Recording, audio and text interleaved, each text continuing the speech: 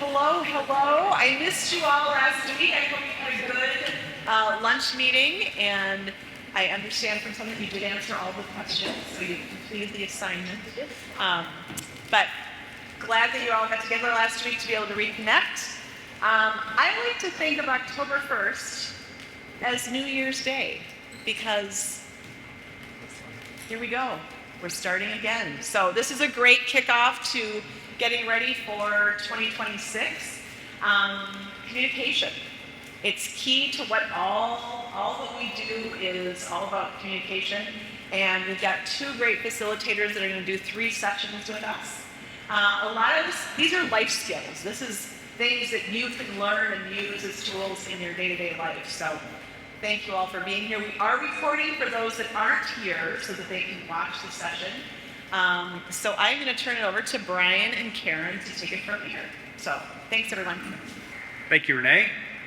Hello, SWAT. How are we? We good?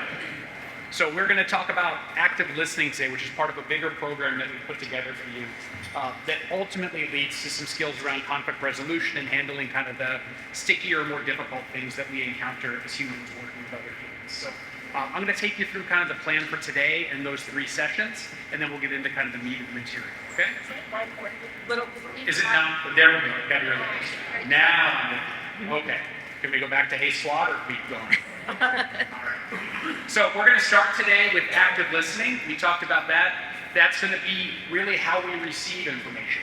How do we present a situation or a context for somebody to be able to communicate with us effectively, to understand what they mean, what they're feeling, and what they're experiencing. And then we're going to move into effective communication in the second session. That's in 2 weeks. And that is how do we put information out into the world. So first we're going to talk about how we receive it, and then we're going to talk about how we put information out into the world and communicate with other people effectively, so they can understand what we're experiencing, what we're feeling, and how we're presenting at that point in time. And then we'll take those things and we'll join them together, and we'll talk about conflict resolution. So conflict resolution sounds kind of scary. It's not. Conflict is ubiquitous. It's everywhere. We all experience it every day. And having some skills and some understandings about how we deal with it only makes that a little bit easier. It doesn't necessarily make it more comfortable, but it arms you for those conversations so you can go into them from a place of confidence, so you know that you have the ability to come out of it on the other side of it. In terms of today, what are we going to focus on today? This is active listening. And what do we mean by that? We're going to first define active listening. So we're going to go through what that means and how we can put it into practice ourselves. And then we're going to get into empathy and connection. That's how we take some of those skills that active listening gives us, and we connect to the experiences of other people. That helps us understand where they're coming from and possibly see their perspective in a different way that could change how we interact with them at that point in time. And then we'll have a wrap-up of this day's session on something we call integrated listening, which is putting all these skills together and becoming a really effective listener and able to understand what other people are doing and presenting for us. Who are we? Who are these folks standing up here in front of you? So I'm Brian, that's Karen.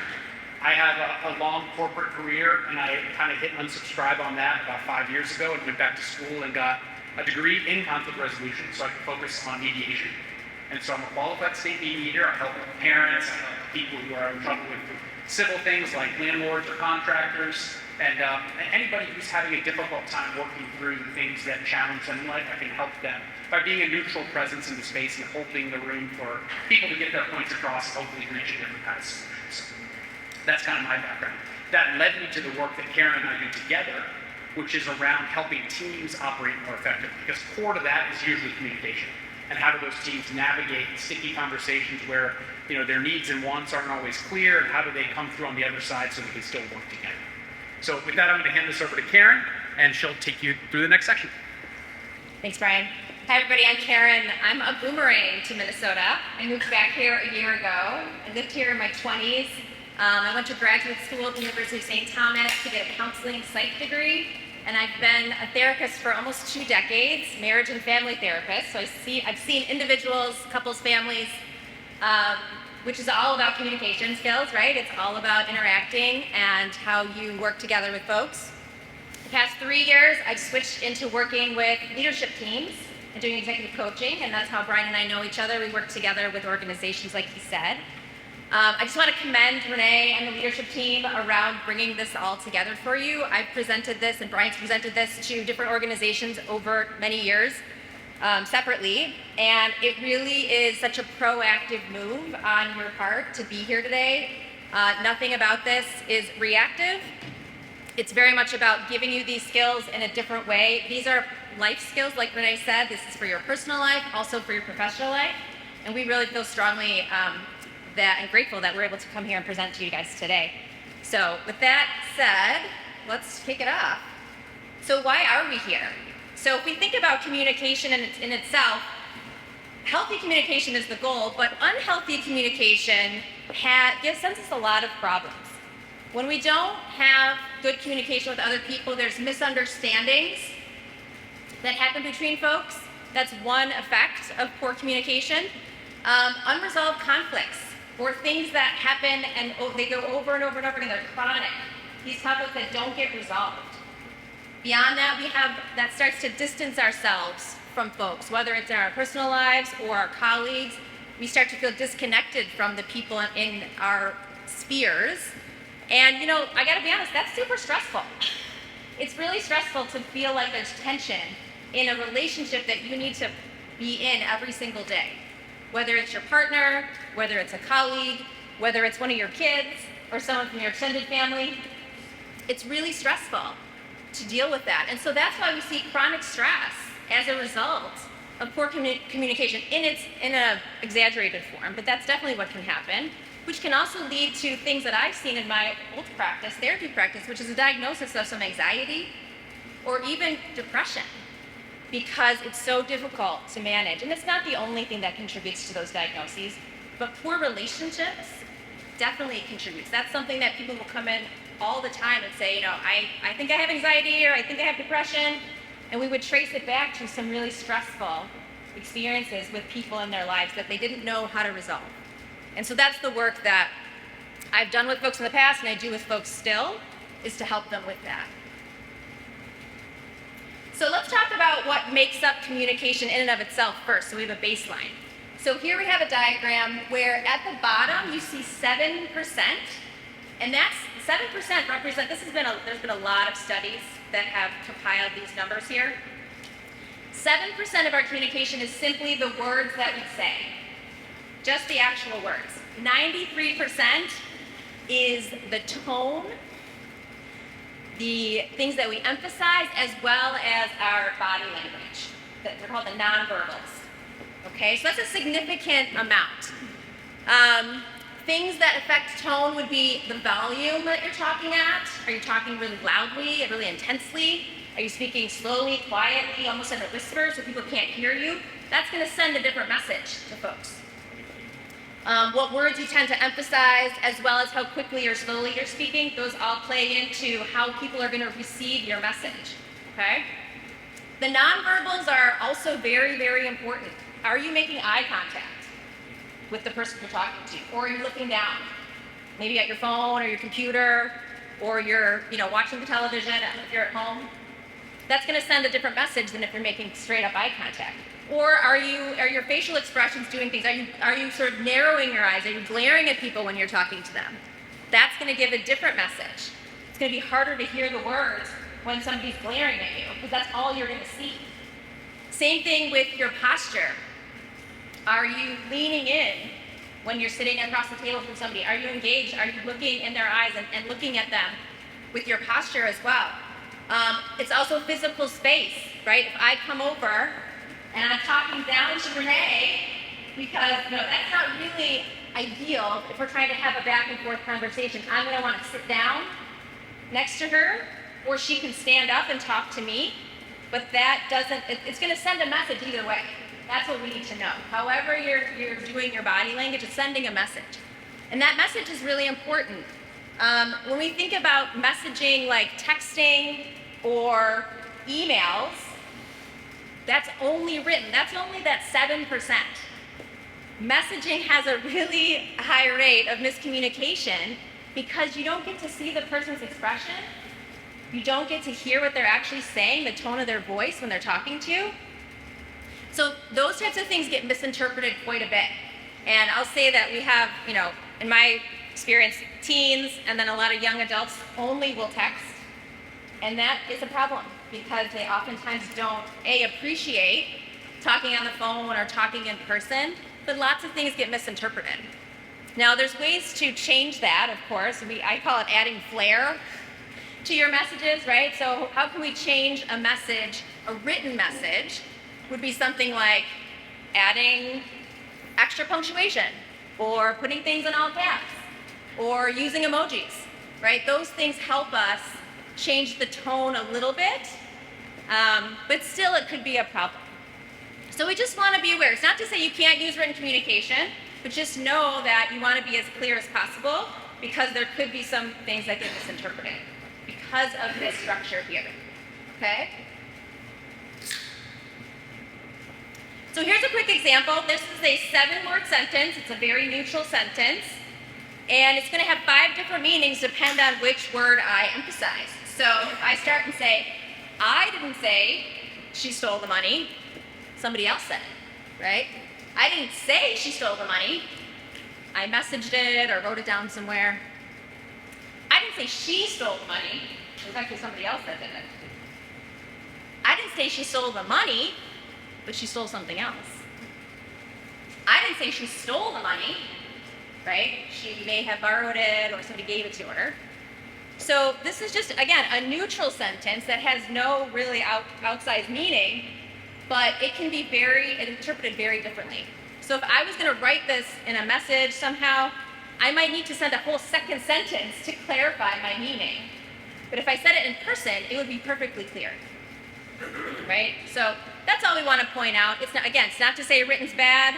You just need to be extra careful when you're writing things to make sure that you're checking to see how it could possibly be interpreted. All right, so let's get into active listening. Just show of hands, who's heard the term active listening? Who's familiar? Good, we're done. Okay, so what's important to remember is listening is the key term. And even through listening, if we go back to that other story, we don't have to go back to it. The funnel, that's still 97%, 93% of what we're communicating is through your body language, your intangibles. So even as a listener, you're still communicating, even though you're not articulating any words. So how do we do that more effectively? How do we still present a safe and receptive space to somebody so that they can feel like they can communicate authentically and honestly? Active listening is a set of skills that endeavors to do that. And so what it really boils down to is focused attention, be present for what you're doing. What does that mean? What's something we could do to give somebody more focus in the conversation? Stab. Phone down, right? Does that mean phone sitting on the desk in front of you, between you and the other person? It's a stab, but it's not all the way there. It's still there. It's still light up. Phone down, face down, between you and the other person. Okay, better. Phone in your pocket or in a desk drawer, ID. Right? That tells the person the phone is not going to come between us. Any other ideas? How else can you present a truly focused presentation to something? Give them your full attention. Pardon? Eye contact. Good. Eye contact is what was suggested. That's great. Right? That is human connection. Humans learn most of the trust through looking somebody straight in the eye. Your actions also have a big deal, a big piece of that. But you want to look somebody in the eye and understand what they mean when they say. But their words match their actions, and I can kind of trust this person to take a step forward. Empathy. We're going to talk about empathy in more detail. And who has a sense what empathy is? Anybody want to take a stab? Go ahead. Oh, I have to say it out loud. I didn't know that. Just trying to understand someone else's perspective. Maybe you can draw your own. Something that's happened in the past. We're done. It's connecting your experience to that of somebody else's. It doesn't have to be the same experience, but it's something that creates a shared experience. And then lastly, it's two-way communication. So we're going to talk a ton about listening, but it also involves the nuance of when do I offer a perspective, or when do I jump in with something of my own. And the important part is to remember it's not about that. It's not about waiting for your chance to respond to somebody else, but it's understanding when that back and forth reaches a point where it's appropriate for me now to give some of my perspective or share some thoughts on what I've heard, And that usually involves letting somebody else get it all out. And I want to be clear about this before we move into the meat of the behaviors and how it manifests. This isn't for like everyday conversations. If I want to ask Debbie whether she likes Coke Zero, Coke, or Diet Coke, I don't have to sit body facing forward, eye contact made, phone away to get that information from Debbie. I can just ask her. But when you need to have a conversation with somebody that involves, understanding something in a deeper way or getting to the root cause of something, you do want to give them that attention and take the time to set the scene correctly and go through a lot of the things that we're going to talk about here. So don't take this to mean like this is how you have to just approach every conversation. That's not what we're looking for. This is to help the conversations that otherwise may be a bit challenging. It does help disarm them and help them go to listen. Okay, so here are some really practical skills. These are things that, as a therapist and a coach, I have taught many people how to do. These are things you can start doing tomorrow if you want. So to demonstrate active listening, you really want the other person to feel heard. That's the biggest thing. They have to feel like you're with them.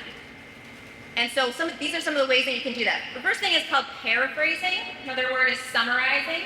That's when someone's telling you about an event or a situation, and you're trying to track that with them.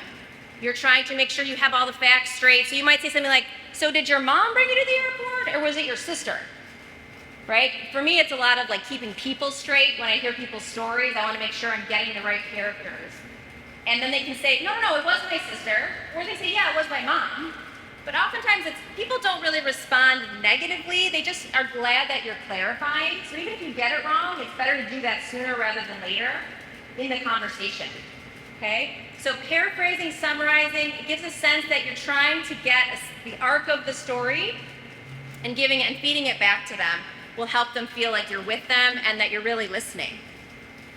Effective pauses could be really easy for some people, or it could be really hard. So effective pauses just means not interrupting. So some people have they really struggle with not interrupting. They like kind of jumping in and connecting. But an effective pause is essentially this idea that I'm just going to wait a little bit and make sure this person has given me all the information that they want to give me this time, or that they need to.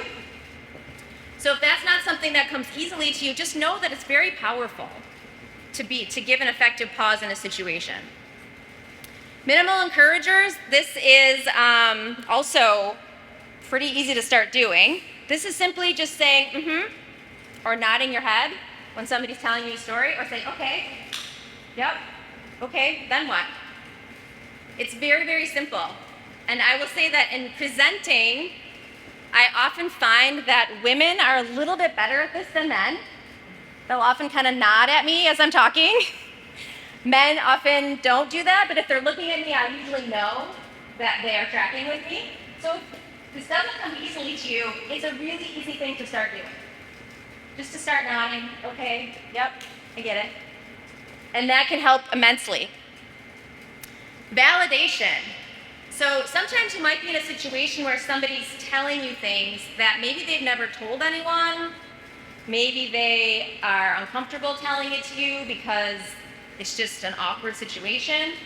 Validation is simply just acknowledging that they did something that was challenging and thanking them for it.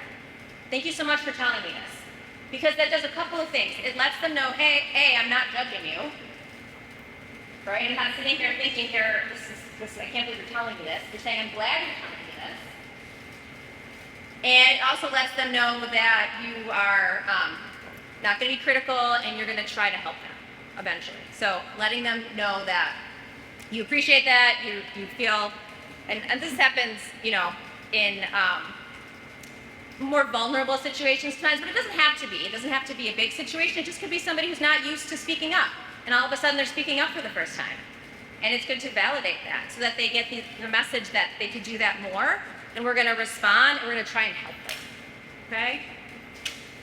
Emotional labeling. This is a little more advanced.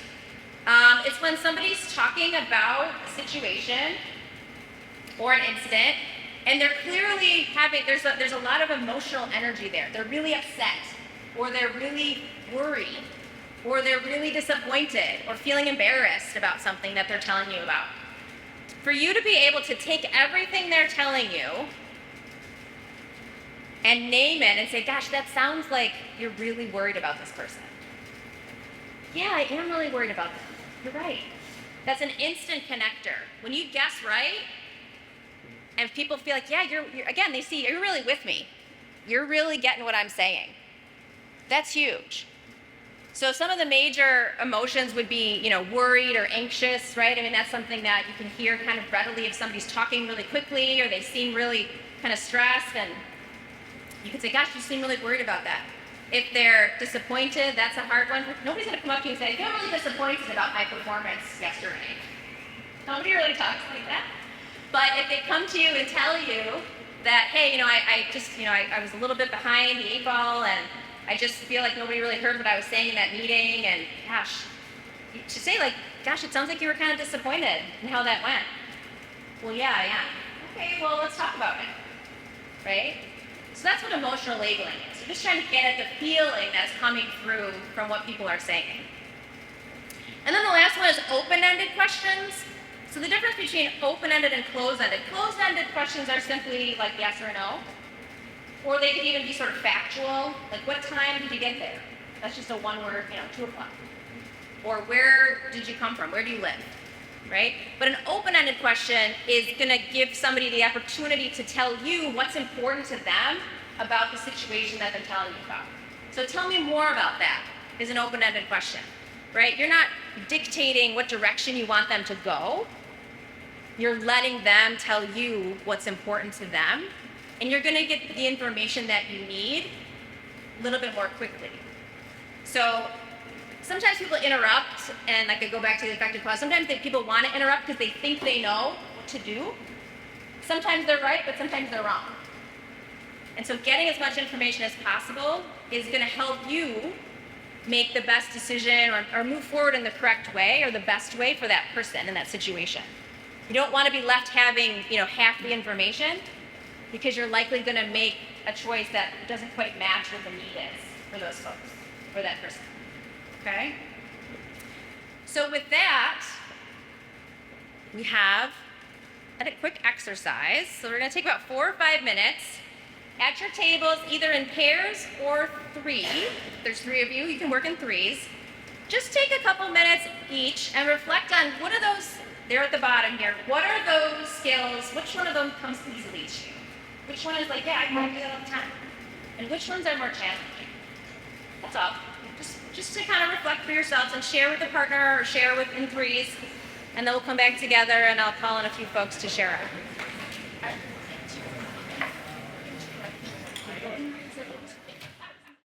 I did get one question, so I'll let everybody know because I missed it in the beginning. This slide deck will be sent out tomorrow morning. I'll go through the email you're going to get tomorrow morning, but it will have this attached to it. So if you're trying to grab specific things from the slide deck, it'll come to you. You're going to have this in a PDF form, so you'll have access to all of this. And that'll be the case with all of the presentations we go through. Okay. So we are going to keep moving. We got a lot of good conversations. I appreciate your participation, and I think you guys are really, really grabbing onto this stuff. All right, so the next slide is probably my favorite. It's simple, but so what makes our skills challenging? When people brought up the challenges, interrupting, emotional labeling, people had a harder time with those, or validation even, what makes those challenging? And this kind of goes to the broader question of what makes communication challenging? And so I really like to spend a little bit of time talking about our brain, because sometimes our brain works against us when we're in a conversation with somebody, okay? So there's 2 parts of the brain that matter when we're in conversation with other people. The first is the amygdala. So the amygdala is back here. It's at the base of the brain. It's the most primitive part of the brain. All organisms have one, okay? And it's meant to help keep us safe from threats, right? So the amygdala is constantly scanning for danger, looking around, right? If we were to hear like a door slam really loudly or something that sounded like a gunshot, our amygdala would already perk all of us, and we would look over to where we heard that noise because we need to keep ourselves safe. So the amygdala is supposed to be working like that all the time, but kind of at a low level back here, okay? The other part of the brain that matters is our prefrontal cortex, and this is in the front of the brain. All mammals have one, but humans have the biggest one compared to our size, and this is all about executive functioning. This is all about planning, problem solving, strategizing, making pro and con lists, being patient, waiting, all right? So if we have a thought, oh, I really am hungry right now, our prefrontal cortex helps us say, well, we're in reception and we're going to have a break in a little bit and I can go up and get a snack. Although you could certainly go up and get a snack right now if you really wanted to. But that prefrontal cortex allows us to think through, do I really need to do that right now? No, I'm fine. Nothing bad's going to happen if I just wait until the break. Versus if your amygdala was in charge, the amygdala is very impulsive and instinctual. So, the trouble though is these two parts of the brain don't play well together sometimes, okay? So, when we feel some level of a threat, and it could be both a physical threat or an emotional threat. What's an emotional threat? Say somebody doesn't text us back or message us back for a while. Somebody who's normally pretty on point. What's wrong? Did I do something? Did I say something to offend them? Are they okay? Did something happen to them? Okay? So both of those things can set off our amygdala in the same way. And when our amygdala gets triggered, it puts us into a fight or flight state. Because what it does is it releases adrenaline. When you've heard this, fight or flight adrenaline comes out of the amygdala. So we get triggered, we get threatened, we're feeling scared about something or worried.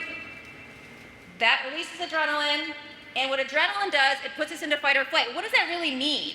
Well, putting us into fight or flight means that we have to be ready to fight off something or run away and escape. That means a lot of blood flow needs to go to our limbs.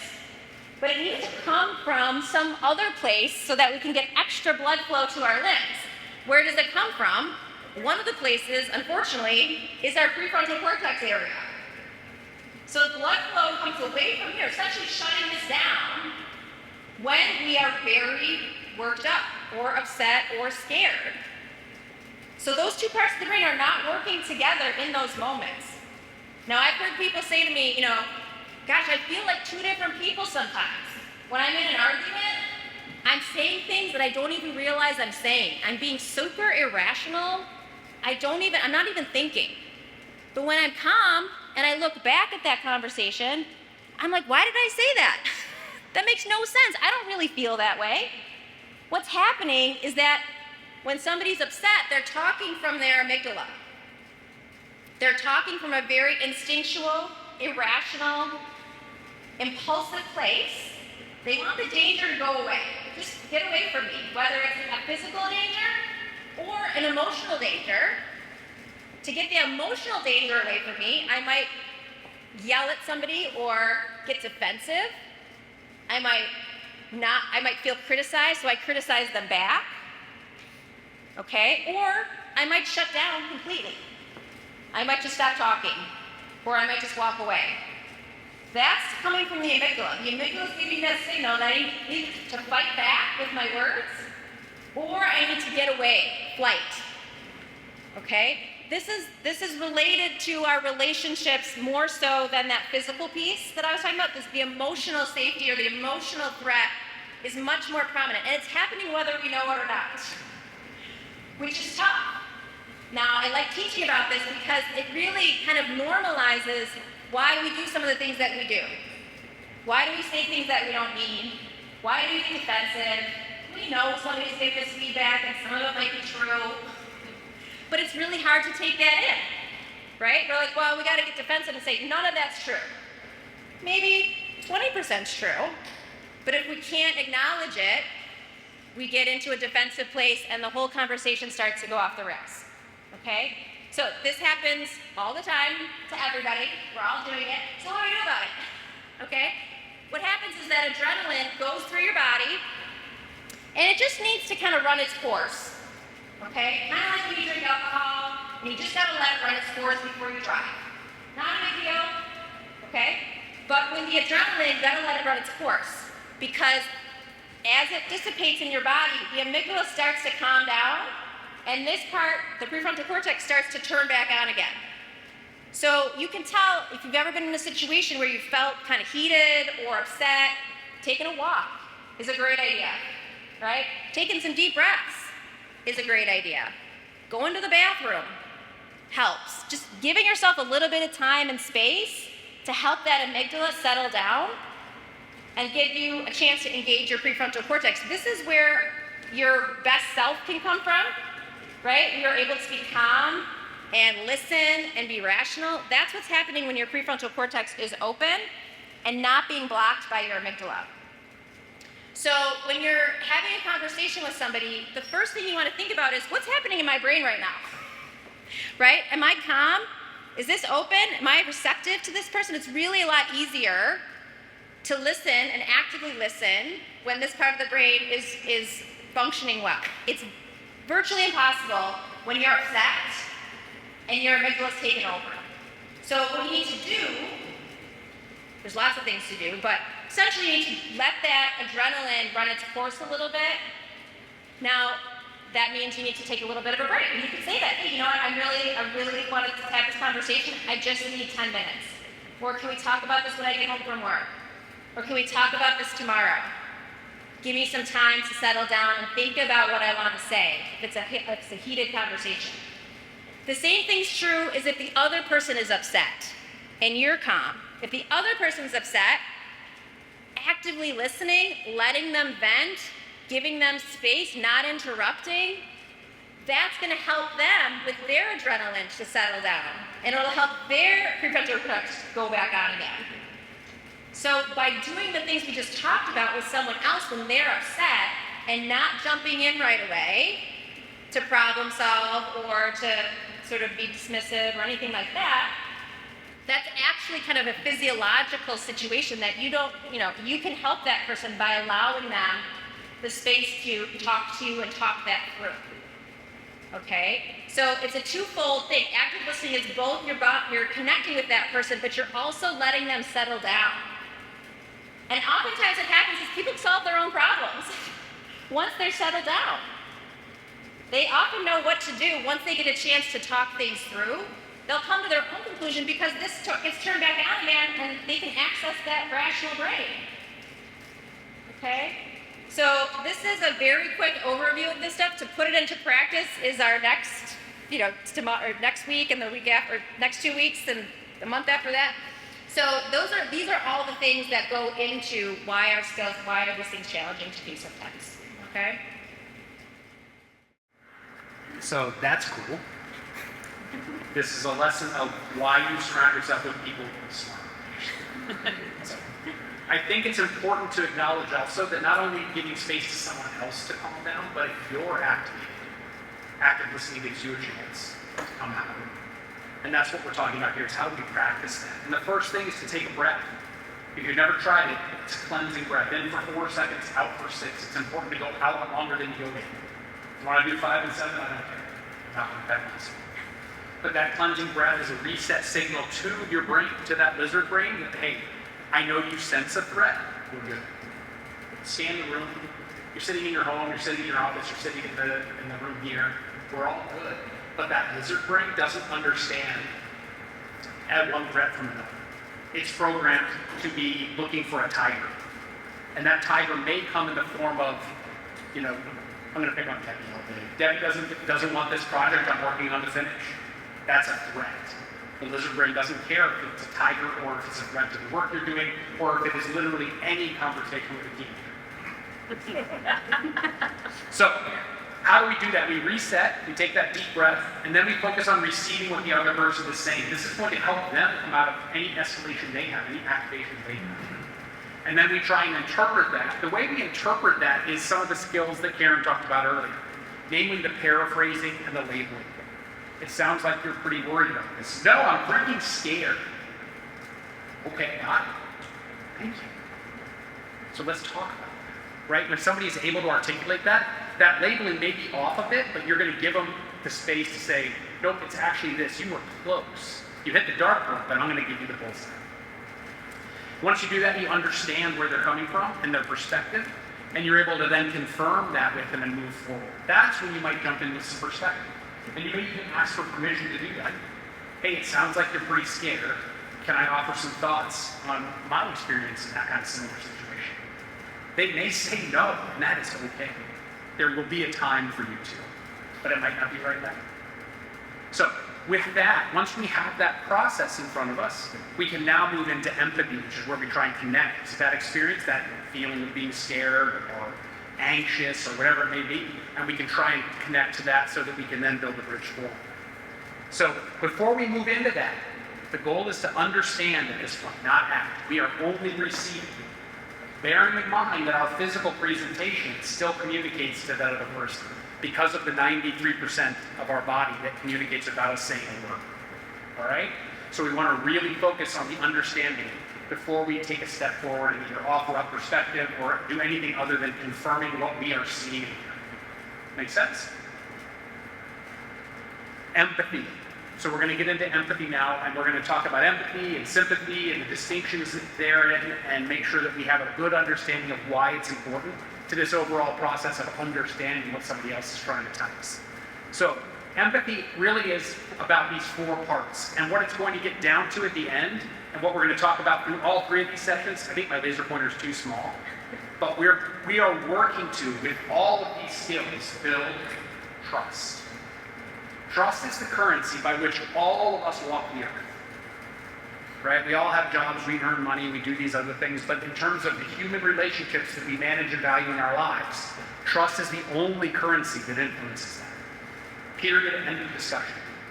And so the skills that we're talking about will help us build the trust that allows us to have the conversations and the other things with the people that we value in our lives. Trust is like a bank account. We deposit into it.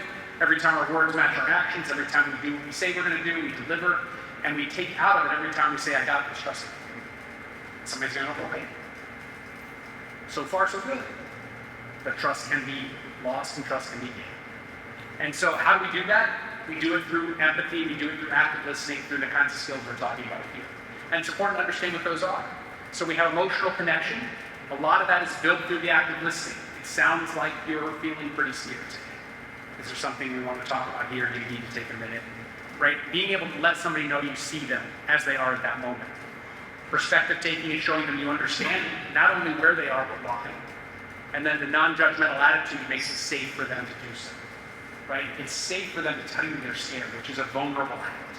And a lot of what we're going to talk about in this section and the next section in 2 weeks is about being able to both establish a space where somebody can be vulnerable with you, and you can be vulnerable back to them when you're comfortable and you feel safe. And when you're both willing to establish a degree of vulnerability, those difficult conversations can be navigated. Without that, the walls are up. Vulnerability is simply a lack of barriers, a lack of boundaries setting, not boundaries, but walls between you and another person. Enough with my voice. We're going to now give you a video and we'll talk a little bit about that, but this is all about the distinction between empathy and sympathy.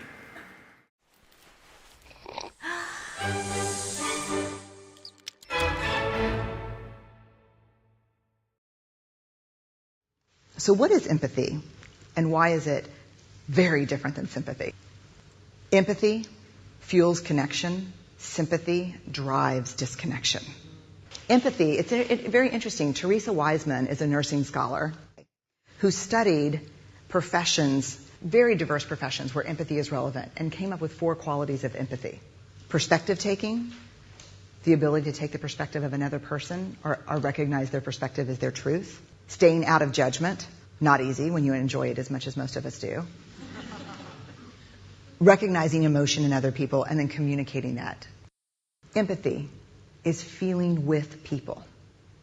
And to me, I always think of empathy as this kind of sacred space when someone's kind of in a deep hole and they shout out from the bottom and they say, I'm stuck, it's dark, I'm overwhelmed. And then we look and we say, hey, you climb down.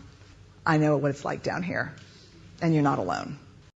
Sympathy is, ooh, it's bad, no. You want a sandwich? Empathy is a choice, and it's a vulnerable choice, because in order to connect with you, I have to connect with something in myself that knows that feeling. Rarely, if ever, does an empathic response begin with "at least." Yeah. And we do it all the time. Because you know what? Someone just shared something with us that's incredibly painful, and we're trying to silver lining it. I don't think that's a verb, but I'm using it as one. We're trying to put the silver lining around it. So, I had a miscarriage. Oh, at least you know you can get pregnant. I think my marriage is falling apart. At least you have a marriage. John's getting kicked out of school. At least Sarah is an A student. But one of the things we do sometimes in the face of very difficult conversations is we try to make things better. If I share something with you that's very difficult, I'd rather you say, "I don't even know what to say right now. I'm just so glad you told me." Because the truth is, rarely can a response make something better. What makes something better is connection.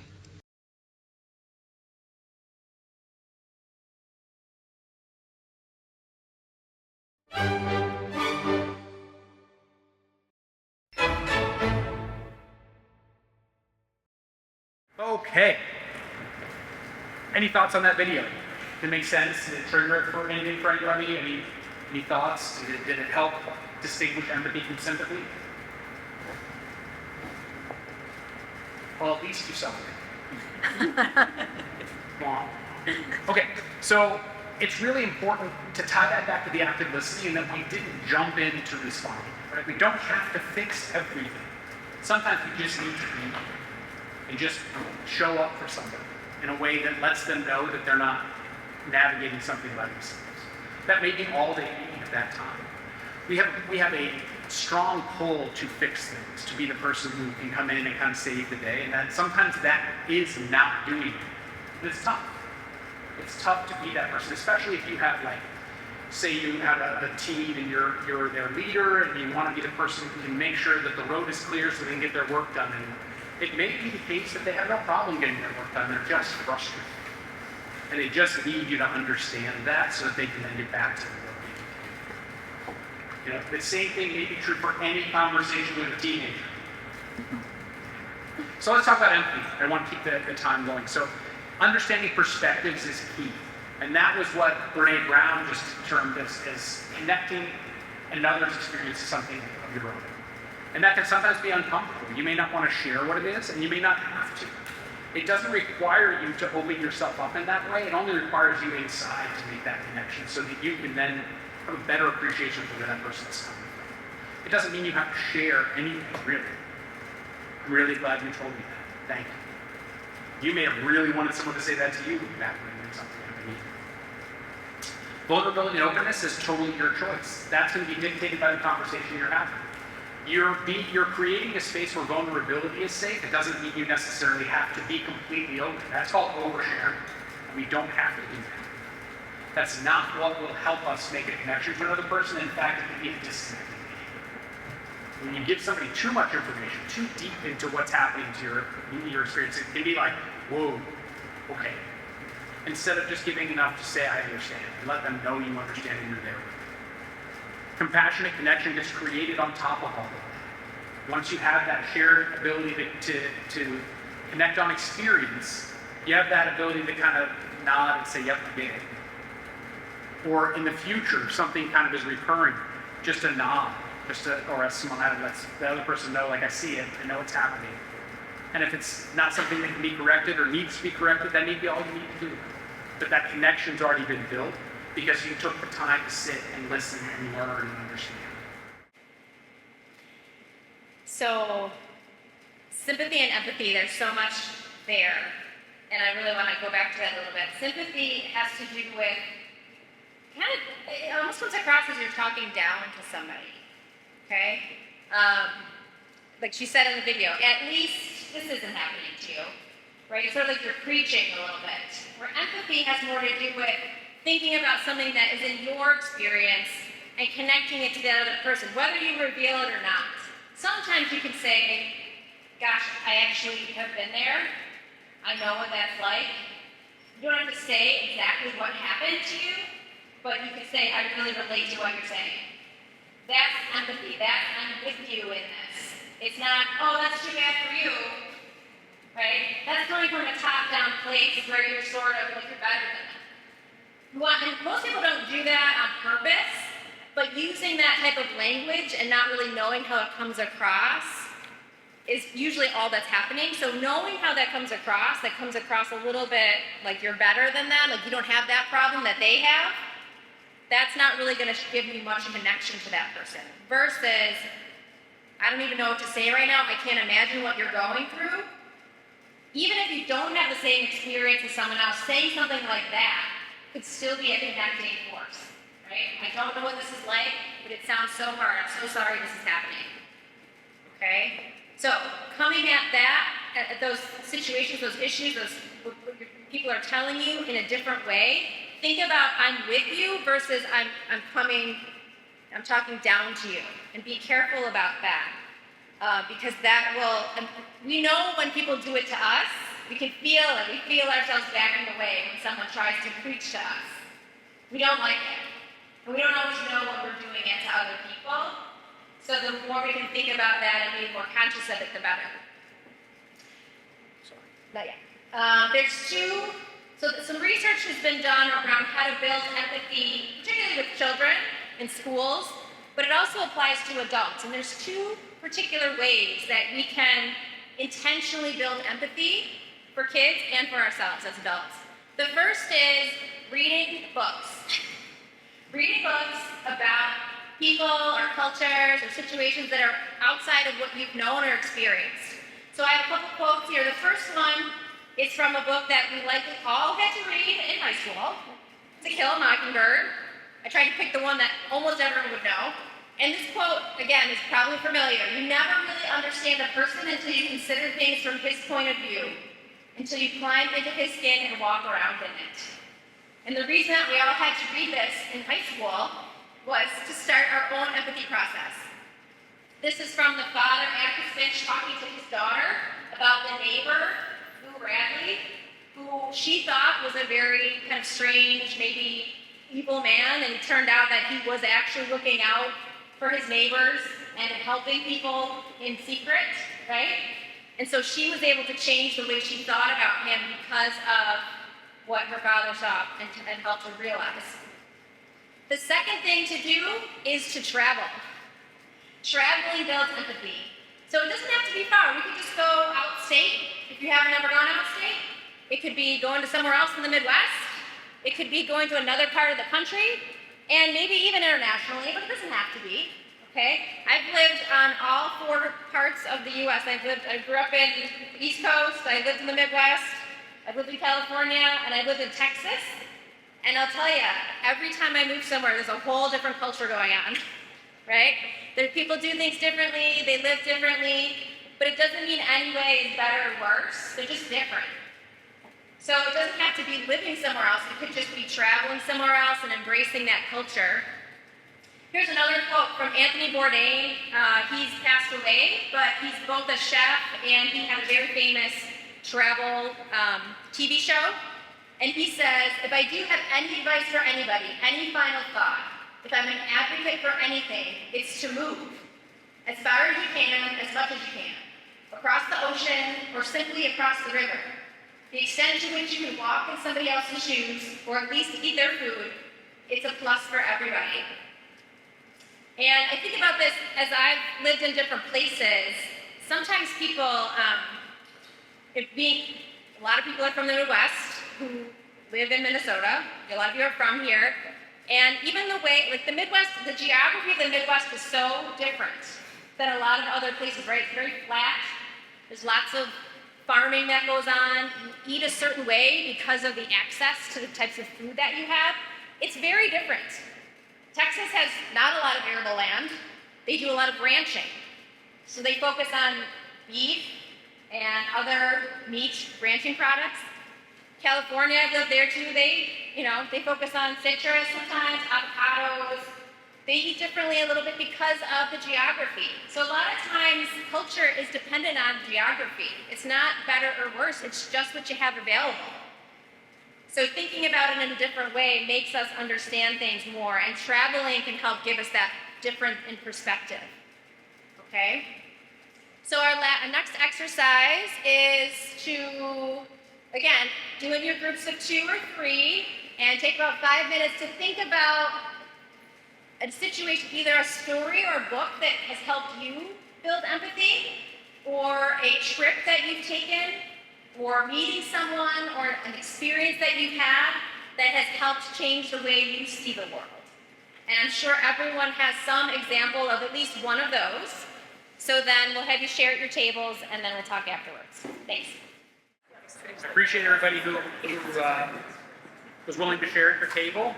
And I would venture to say that hopefully at each table you learned something about someone else. A book they may value, or a place they've been, something they took from one of those things. So that's kind of the point of sharing those kinds of experiences. They don't only give you broadened perspective, but they help others see things that you value and may have connected to as well. So it's always interesting to hear what people prioritize and bring on. So very cool. Thank you. So we're going to now move through empathy. So this is about connecting to the perspective and feelings of others, right? That is done through the active listening skills we talked about. And this allows somebody to feel safe and the ability to be vulnerable. We've now reached the point where we've created that space as best we can as the listener, so that somebody can be open with us and at least share what they feel comfortable sharing. And so what we want to talk about next as we move forward is how do we pull all this together into situations where we can put it into practice. Because that's the whole point, is to take skills from today that we can use today, tomorrow, the next day in our lives, whether it's at home, in any conversation with a teenager, or at work, or however it presents itself as an opportunity to use these skills. I have a question. Do you have a teenager? Is that why you could say that? Actually, I just shared this at the first grade. I graduated from teenagerdom last Friday. Oh. My last child became a 20-year-old, and I didn't even think of it. She sent me a picture. She's like, POV when dad has no teens. And I had to decode it. And once I did, I realized, so my youngest is 20, but so I'm still, the scars are there. If they didn't start over yet, they're still there. And she's 20 now, but still, I'm well aware that Taylor Swift's album comes out on Friday. I'm well aware.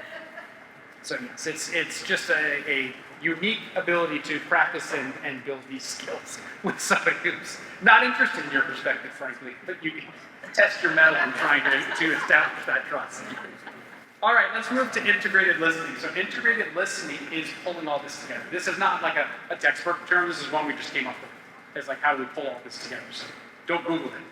Right? You won't find it. But I think it makes sense for what we're trying to talk about. And so how do we do that? We show up with a sense of curiosity. Somebody really wants to believe you want to understand what they're going through or their experience. And how do we do that? We ask that with the open-ended questions and the paraphrasing that Karen talked about. It sounds like you're worried about this. No, I'm scared. Or, no, I'm not worried. I'm just concerned about so-and-so being able to do this. Okay, let's let something else outside. Let's figure that out. But be curious before you bring any sort of judgment or any sort of perspective on your end. Maintain curiosity as long as you possibly can. We're going to talk about how. Building trust. We're going to talk about trust all 3 sessions over and over and over again. These behaviors are all designed to simply build trust. There's really no other goal. Because through trust, we will establish connection and move forward together. And then lastly, full commitment. So we talked earlier about how do we communicate to somebody through our body language and our nonverbals, that we're there for them, to listen and hear them and understand their perspective. It's the simple acts of putting your phone away. It could be getting out from behind a desk and sitting just facing somebody, so there's really literally physically no barrier between you. It can be your body language, your posture. So it might be hard for someone in the back to see this, but let me show you. I could sit like this in a chair and talk to you, and it looks like I'm getting ready to go. Or I could sit like this with my feet planted in front of me, relaxed, with my hands in my lap, and I'm presenting to you a very open frame, letting your nonverbal processing, your lizard brain is seeing me as a non-threat. Versus if I'm sitting in some odd way, your subconscious is like, I gotta figure out why he's sitting like that. That's just weird. right? Is it a threat? Is it just weird? Is it because he doesn't want to be here? And your subconscious is not going to let that go. So one of the things we're going to learn as we go through this is that those kinds of things, your brain is dying to resolve. Dying to. Even if you're not conscious that you're thinking about it, it's always spinning. And it's taking mental capacity from you, and it's diverting from your prefrontal cortex, that rational part of yourself. I have a son, my oldest son, he describes his brain like a web browser. And he's like, at the end of the day, Dad, I just got all these tabs and I got to close them. And he goes through and he tries to think through his day and figure out how to kind of resolve all those conversations. And it's exhausting. But we are humans, we are all looking for closure in all the things that we have going on in our lives. That is why professional therapists can work with 50, 60-year-old adults to resolve childhood trauma. Because those things are unresolved, and they've got to be dealt with, or they never really go away. You're always holding space for those things. So when we have this kind of approach to communicating with somebody, we don't add to that. And we think about the intangibles, and we think about the things that come up that allow us to present as a safe person to talk to. Focus, full attention, right? Sitting straight, facing somebody, making eye contact, not looking at your watch, phone away. There's never been a more disconnecting item introduced to planet Earth by humans than a phone. It's great, and it enables far more than it disables. As long as we're aware that it is a communication disconnector, ironically enough, we're okay, we can manage it, we have the capacity to manage it. But there has not been a more dividing device ever created. It's constantly pulling at our attention, and it's engineered to pull at our attention. It's not your fault. And so being aware of that, being aware that other people see when your phone keeps lighting up, that when you're constantly getting dings. The first time I had an Apple Watch, I didn't have the silence. I'd be in one-on-one meetings, and it would be dinging, and they'd say, "Do you need to go?" And I was like, "No, I don't." And then I realized I was facing them, and they could see my watch lighting up constantly. So I just had to take it off. You have to get those things out of the dynamic. That allows connection. You can then connect with the person that you have presented yourself to in a one-on-one way. And it may be that they're not ready for that, but you can take on the part you can control. The interesting about communication is we only have 50%. Right? So we can do what we can do and hopefully provide the room for somebody to meet us in the middle. But we can't always guarantee that's going to happen, but we can do these things to try and help that happen and connect. And then you can try and empathize with the folks, understand their perspective, maybe tie it to something of your own. Remember, you don't have to share what that is, but it helps you in how you respond to them if you can make that connection really internally. And lastly, this one's really important, so I want to talk about it for a second, is balance. So what I mean by this is as you're in a conversation with somebody, and you're talking to them, and they start to activate, they escalate. And it's easiest for me to use escalation, because it's easy for everybody to envision. These things are not always like atomic bombs or four-alarm fires, but you sense a change in energy to somebody. Is it your job to get real big and match that energy? Does that help? You want to try and balance it out. And so if they're stuck in their lizard brain and they're reacting to a threat or a flight, fight or flight, if you can stay in your prefrontal cortex and breathe and stay calm, they will see that the room is safe. They will see that you're not with them in the fight or flight. That will help regulate the situation. And so the ability to be that calm listener who's like, I see that, sometimes you have to actually call that. I see the energy's changed. I feel like the energy has changed. Do we need to take a second? Do you want to go get a glass of water? Give people the grace of some space, too. And let that come. But if you match the energy, all that happens is the ratcheting up happens. Versus, I'm going to try and counter that escalation with staying calm and not reacting. I'm going to stay in your prefrontal brain rather than going back here and wondering, is it safe in this room? It is. It is. Remember, that part of your brain can't distinguish a threat, whether it's a lion or some bad news. It just knows that something negative is happening. So try and have the space to say that we're good.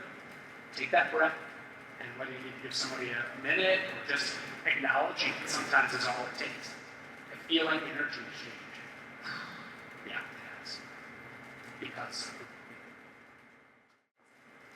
There's actually a term for that. It's called mirroring, right? Maybe you've heard of mirroring, where if somebody's escalated in front of us, it's easy. We want to mirror their behavior. But like Brian said, we really want to be conscious of that and not do that in certain situations. We want to be conscious. We want them to mirror us. So if we can stay calm, people will start to mirror us. Works really well with kids, right? Parenting. You're calm, a lot of times your kids will calm down. But if you get mad when they're mad, you're mirroring in the wrong direction. But it's just something that our brains do naturally, so we want to make sure we have a little more control over it. All right, so if we think about how do we do these things in practice, again, this is just a little bit of a review. We already covered some of these things. There are definitely things to do that will work better, and there are definitely things to not do, and that will not help. So we want to cover both. So the connected behaviors on the left, I'll say it again, be free of distractions. Don't start a conversation where you're doing something else. Allow uninterrupted speaking time. That's the non-interrupting. That's the effective pauses we talked about. Using encouraging nonverbal cues. That's the minimal encouragers that we talked about, nodding your head. Ask clarifying questions. That can be the open-ended questions. Confirm understanding, making sure you're paraphrasing or summarizing to make sure you're getting the message. Emotional labeling, reflecting your emotions, not just contact, and listening to understand. The disconnecting behaviors, these are the things to avoid if at all possible. Multitasking, right? Not being on your phone, or your computer, or watching television when somebody's trying to talk to you. Rushing to offer a solution. A lot of times we want to help. People mean well. People want to help people with their problems, but when you jump in when somebody's still in their amygdala, before they're really here in their prefrontal cortex, it's too soon. They won't be able to hear any of your good ideas. So be careful about that. It's pretty easy to see when somebody's in the wrong part of their brain, they're not going to respond to any of your good ideas. So just wait. Do some of that active listening, let some time pass, and then hopefully you can come back to that problem solving and those ideas that you have.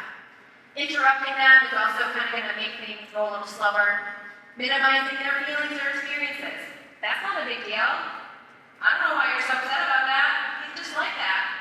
Or she's just like that. Right? Anything that kind of minimizes what somebody's telling you isn't going to help you stay connected to them. It's going to cause a little bit of a rift. Failing to separate the person from the idea. We'll talk about this more in other days, but if I do something and I make a mistake, I'm not a terrible person as on a whole. I did something that I need to fix, but I am not a terrible person for making a mistake, because we all make mistakes. So not globalizing somebody's missteps and making them into a bad or incompetent person, that's important. Consistent negativity. This is being really critical or always poking holes in things, always saying, we can't do that, or that's not going to work. That's not really going to help you stay connected or help people want to talk to you. And just waiting for your chance to speak. So again, you're kind of listening to people, but you already know what you're going to say, so you're not really listening to them, ultimately. You're just waiting for them to stop talking. So doing that is not going to be effective overall. I promise we're in the home stretch. Great. So we are in home stretch. So integrated listening is using the full focused process of somebody's telling you. Looking for those connecting behaviors, minimizing the disconnecting behaviors, and not beating yourself up when you do one or the other, because it happens, right? So we're all not perfect. We're all very much imperfect, and so this is always a work in progress. But there are things that you can try. There's very little downside to trying, right? They're an effort to be more available to the people you care about. So we're going to now wrap this up with a visual to try and help kind of pull all this together. So this calls back to the beginning. So it's a different format, but it's calling back to what we talked about at the beginning, in that we've got body language, our nonverbals, our tone, and our words to establish in this little section here in the middle, meaning what we're trying to help somebody understand. Right? So this is the amoeba of communication. Right? It's this shape because it's messy. It's never the same twice. Every time we interact with somebody, there's subtleties, there are differences, and there's things that happen that change the kind of the flow and the tone of how we communicate. But these are the three core things that are inside of that communication. What we show somebody with our body, what we tell them with our tone, and then the words we actually use. On top of that, we've got all of these other things that we can choose to bring to those communications, relationships, interaction with another person. We have curiosity, the things we've talked about today, empathy, our ability to focus, maintain a perspective of open-mindedness, right? Let's see where this goes. Because as Karen talked about, jumping in with your great idea, if you listen to one more kind of round of sharing from somebody else, your good idea may in fact be a little bit off, or it may be the best idea you've ever been able to offer that person. And you're going to get that confirmed because they're able to give you more context. Compassion, authenticity, these are all the things you can bring to that interpersonal connection if you choose to. Not everything's going to require. I now know Debbie's a Coke person, so I don't have to ask her anymore. But it didn't require all this. So we're able to choose to bring those things to a connection with another person. And then it gets messy. Communicating with people's hard, isn't it? Look, so now we've got culture, historical precedents, technology, past experiences, social, whether that be the interactions you've had with somebody in the past or the overall dynamic that exists in a group which we don't have really any control over. And lastly, we've got the power imbalance. So whether we like it or not, there's structures in the world that dictate hierarchies. Humans love to organize things, and hierarchies are the easiest way we do that. So at work, we've got reporting structures. In a family, we've got a mom, a dad, and kids. In a broader family, we've even got the patriarch and the matriarch, whether that's grandparents or great-grandparents. But we love to organize things. And so those things can bring certain power imbalances that can be influenced greatly by culture. So if you go to a culture rooted in Asia, the patriarch and the matriarch are going to say what happens in that home, period. And they're all okay with that because that's culturally normalized for them. They don't really control that. That's how they decided to organize their society. But these things all impact the ability to connect with somebody on an interpersonal level. So if we look down here at the bottom, within your control is the yellow and the orange. The color's a little washed out, but the two middle sections. All these blue arrows, they're outside your control entirely, and they have massive impact on your ability to connect with somebody. So it is really important to especially understand those blue arrows are there and how they may impact things. Because you may be having to talk with somebody and there could be a social or a societal impact on that conversation that you're not registering because that's not in the room between the two of you. And it's having a huge impact on your ability to get a point across or receive a point from that person. If you are, let's use work for an example, if you are a leader of a team, coming into a conversation with somebody who is on your team, understanding that there is a power imbalance from the word go, and that it is really incumbent upon you to try and move towards that person and make it safe for them, is really important. That person has no control over the fact that power imbalance exists. So it's really important to be aware of it in terms of trying to get to as close to the truth as you can. Because it's out there, it's real, and it's happening, and it will affect your ability to connect. One more video, and then we're gonna take a break, get some more snacks, and all that good stuff. So this video is, it's an interview with Simon Sinek, who is a leadership expert. He's written a number of books, Start With Why, and Leaders Eat Last. And he also has one of the top 5 TED Talks out there about Start With Why. So he's being interviewed right now, and he's talking a little bit about listening, and we're gonna go from there. Just 5 minutes.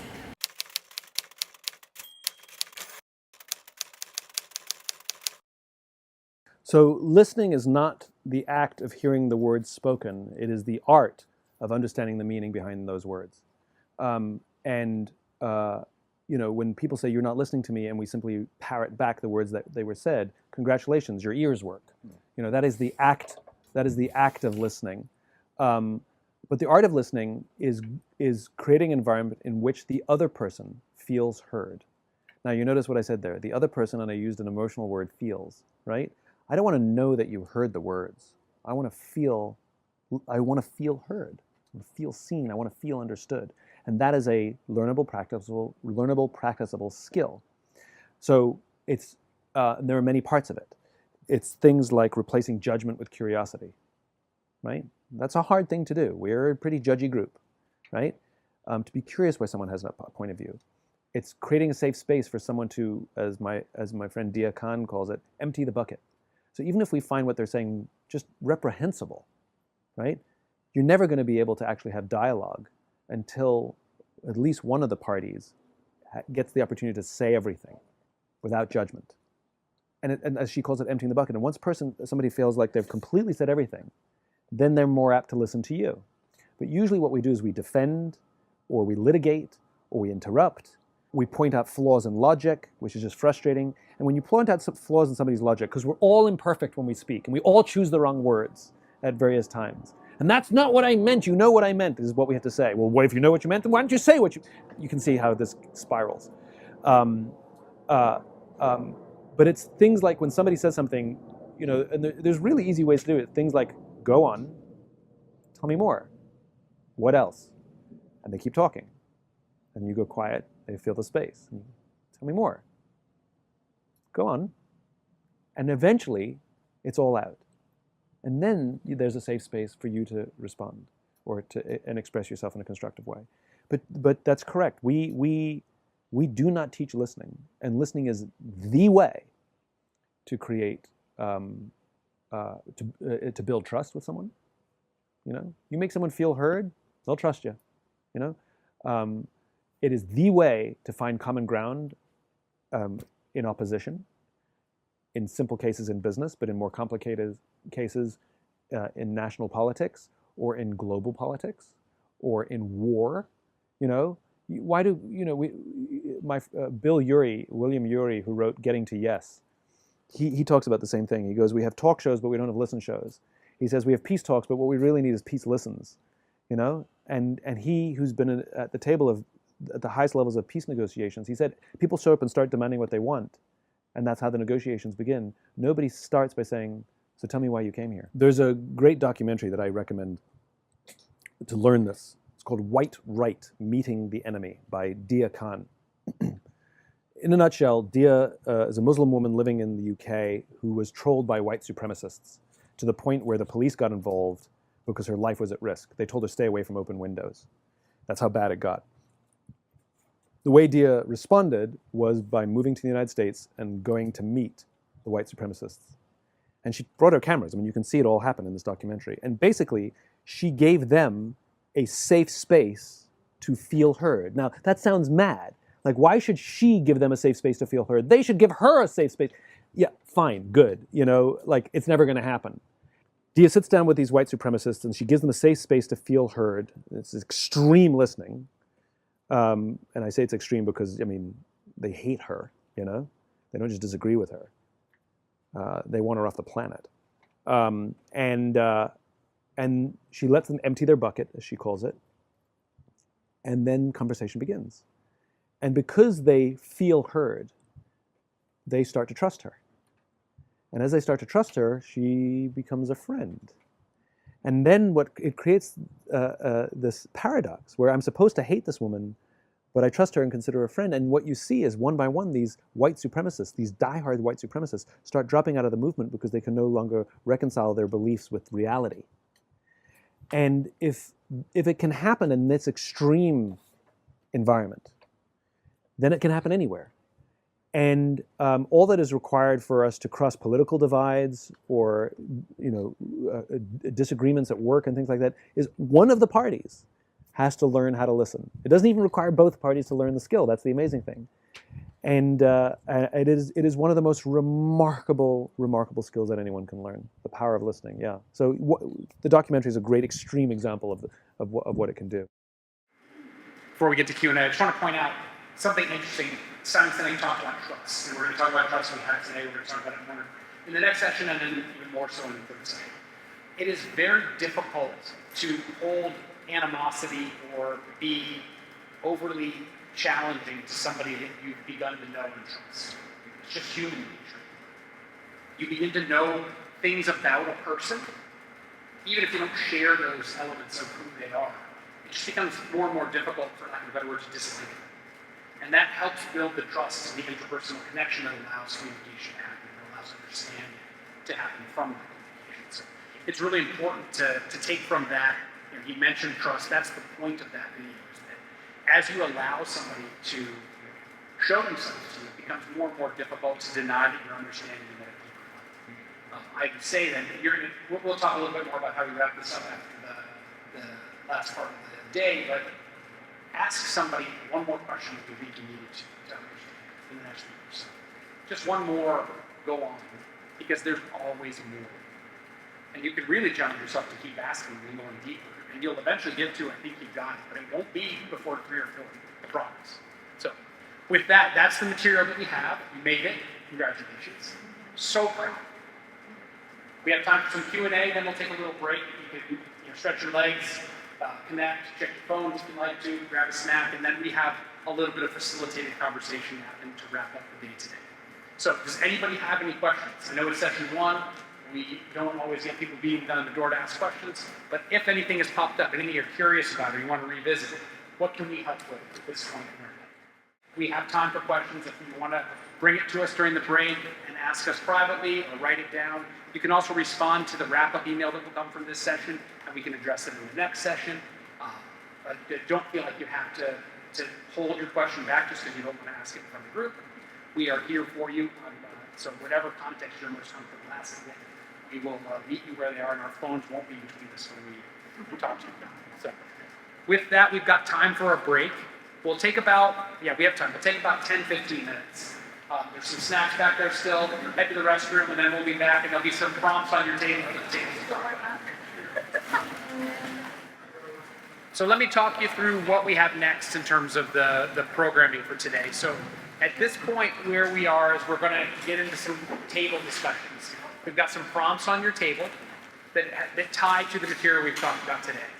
And they're just to help you all have some conversation about what we've been talking about, the skills we've been learning, and how they may apply to you, things you've learned or seen that you've had some experience with, maybe that you can share, or things you're curious about. It's just a chance for you to talk about the material. Karen and myself will walk around and engage in those discussions, help you if you have questions, or just participate in them with you. In the back is Melody, and she came with Karen and I today. She's also going to help facilitate the conversation. So she may pop by your table. She's an absolute delight. So if she comes up, lucky you.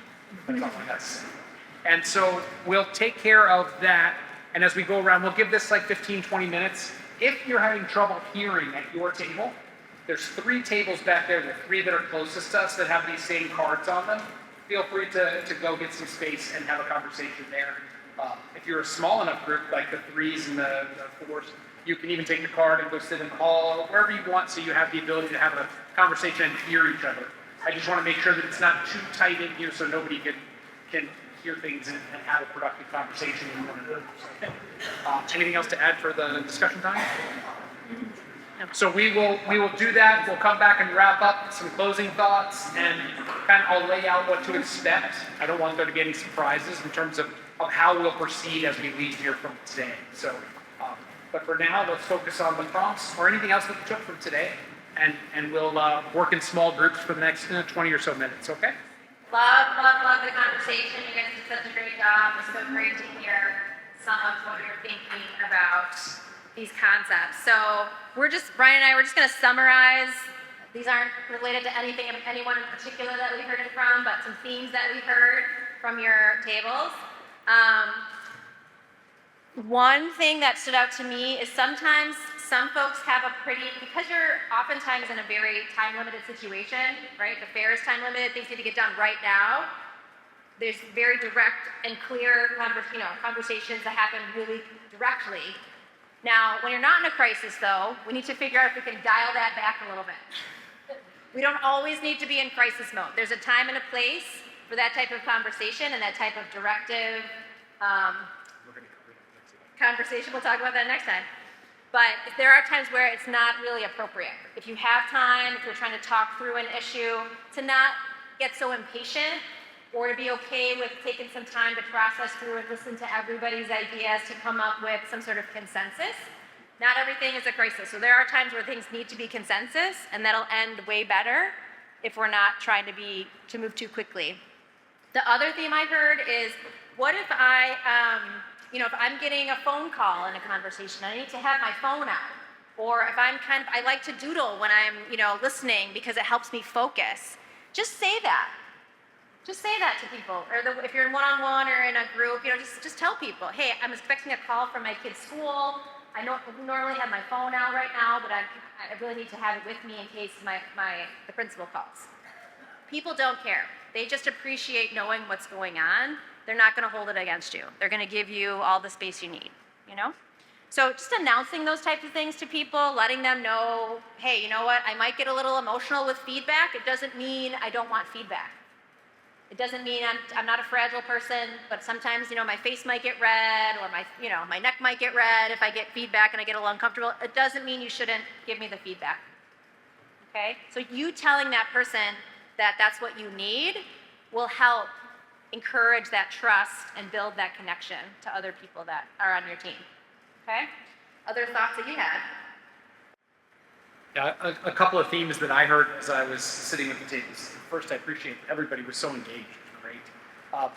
Two things, and one follows on to what Karen was talking about as kind of the appropriate level of urgency.